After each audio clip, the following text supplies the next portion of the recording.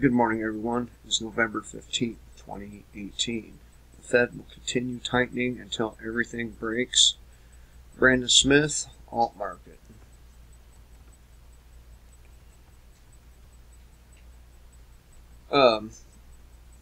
Someone was kind of upset with me for busting old Lisa Haven's proverbial balls. Come on, man. That girl's videos are so saturated with commercials. How important can she consider the information? And he also asked what solutions I have. And man, I've said the solutions over and over again. All you got to do is go back and watch my videos. You'll see that just about every day I say the solutions. Alright, so around 3 years ago, in September 2015, Brandon wrote an article called "The Real Reasons Why the Fed Will Hike Interest Rates," in which he predicted that the Federal Reserve, in the face of criticism, would soon pursue a program of interest rate hikes into economic weakness. He argued that this plan would be somewhat similar to what the Fed did in the early 1930s, an action that prolonged the Great Depression for many more years. So far, his prediction has proven to be correct. Despite the fact that the Fed keeps raising rates as it tightens the noose around the supposed economic recovery, there are still many people out there who refuse to accept the central bank would deliberately implode the fiscal bubble that it has spent the last 10 years inflating. Even today, I still see arguments proclaiming that the Fed will be forced to pull back if stocks fall beyond 15 to 20%. I also see claims that the Fed officials like Jerome Powell had better start looking for another job because Donald Trump won't be happy with Fed policies that could cause a crash. This is pure delusion from people who do not understand how the Fed operates. Now, some of you I know recall that interview with Alan Greenspan where he told, I forget the news anchor's name, he told the news anchor that the president or the relationship between the Fed and the president don't matter because they are a private entity and do what the fuck they want. And speaking of the president, don't you find it odd that, he was going on and on and on about the economy when he was a candidate, and now that he is the president, he will not acknowledge the economic turmoil that's going on? Makes me wonder. But then again, a lot of things do. Let me see here. Yeah, right. First and foremost, let's be clear, the Federal Reserve is an autonomous entity that does not answer to government oversight. It never has, and it probably never will. This reality is supported by admissions by former Fed officials like Alan Greenspan, who publicly noted that the Fed answers to no one. The central bank functioned in quite the central bank functions in quite the opposite capacity from what many people assume. As Carroll Quigley, prominent American historian and mentor to Bill Clinton, noted in his book, Tragedy and Hope. Excuse me. The powers of financial capitalism had another far-reaching aim, nothing less than to create a world system of financial control in private hands, able to dominate the political system of each country and the economy of the world as a whole. This system was to be controlled in a feudalist fashion by the central banks of the world acting in concert. By secret agreements arrived at in frequent private meetings and conferences, the apex of the system was to be the Bank for International Settlements in Basel, Switzerland, a private bank owned and controlled by the world's central banks, which were themselves private corporations.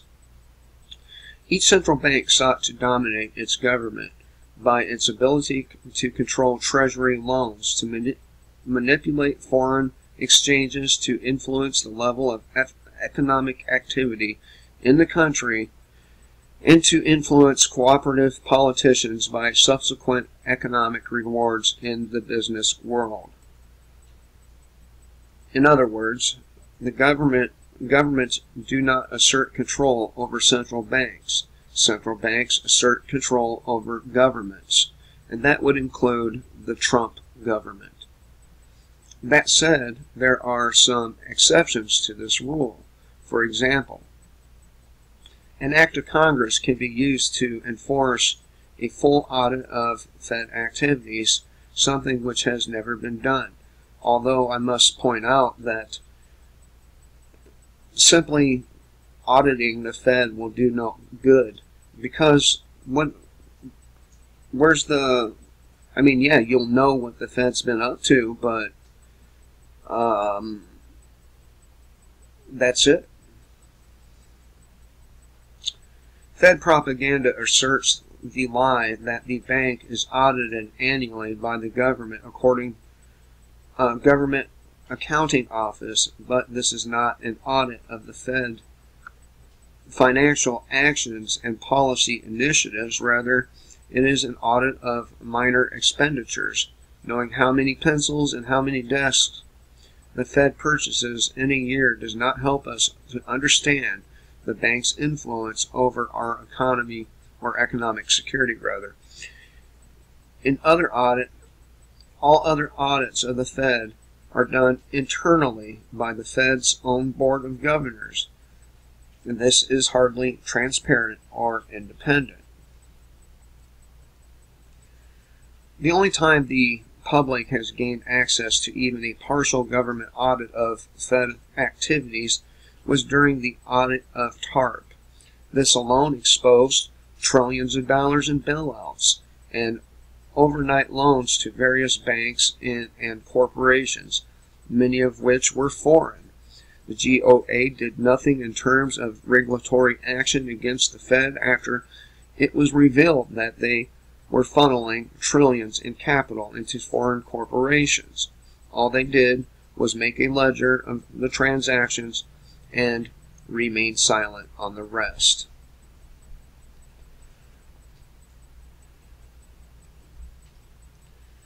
Let's go down here to that. Lie number 1. The Fed is unaware of the bubbles it creates. Really? Do people really believe that?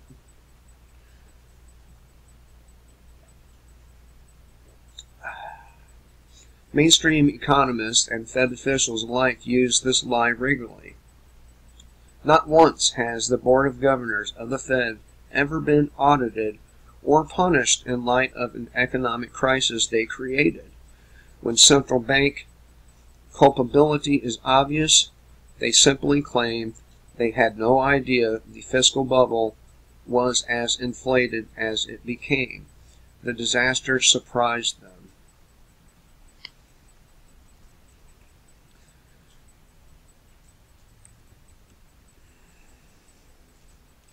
As the former head of the Federal Reserve Dallas branch, Richard Fisher, admitted in an interview with CNBC, since 2009, the U.S. Central Bank has made its business the manipulation of the stock market to the upside.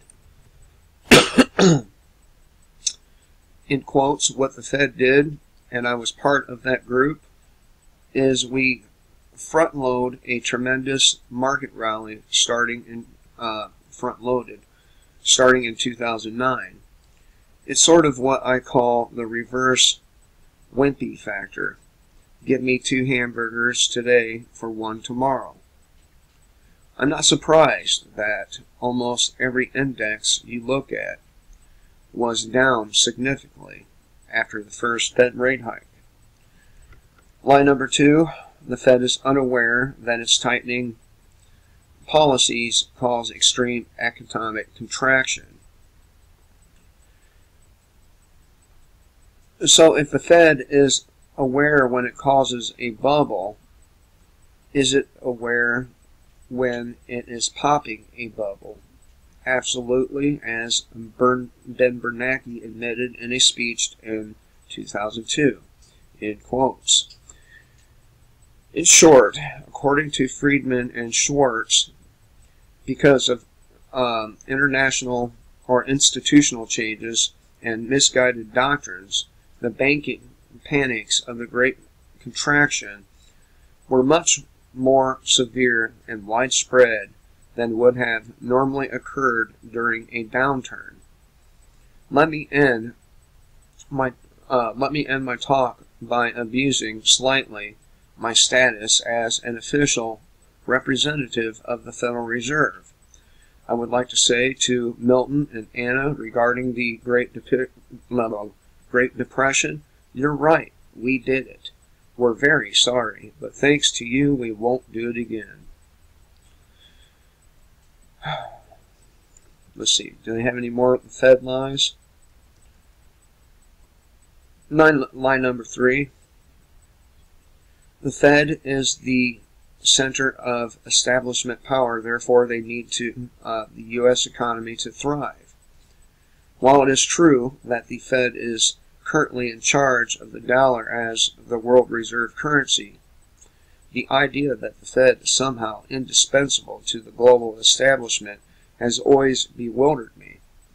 Everything the Fed has done since its inception in 1913 has been designed to diminish the U.S. economy and erode the purchasing power of our currency.